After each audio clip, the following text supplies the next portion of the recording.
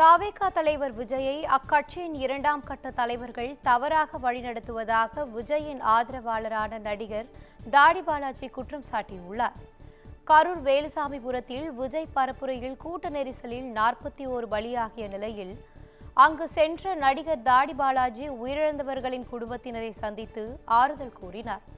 பின்னர் செய்தியாளர்களிடம் பேசிய அவர், கரூரில் பாதிக்கப்பட்ட மக்களை தாவேகா தலைவர் விஜய் விரைவில் சந்தித்து ஆறுதல் கூறுவார் என்று தெரிவித்தார்.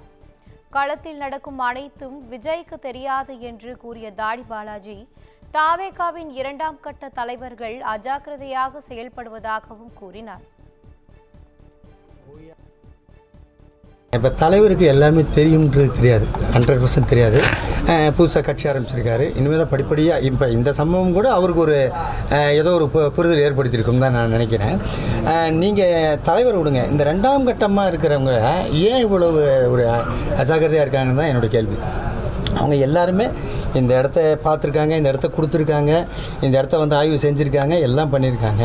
பட்டு நான் என்ன கேட்குறேன், இது இப்படி தான் டைமில் நடக்கிறோம். குறிப்பாக வந்து இந்த டைமில் நீங்கள் வந்தால் நல்லா இருக்கும்னு அந்த ரெண்டாம் கட்ட தலைவர் தான் வந்து தலைவர்கிட்ட சொல்லணும், அவருக்கு இன்சிஸ்ட் பண்ணி அதோட இம்பார்ட்டன்ஸை புரிய வைக்கணும்.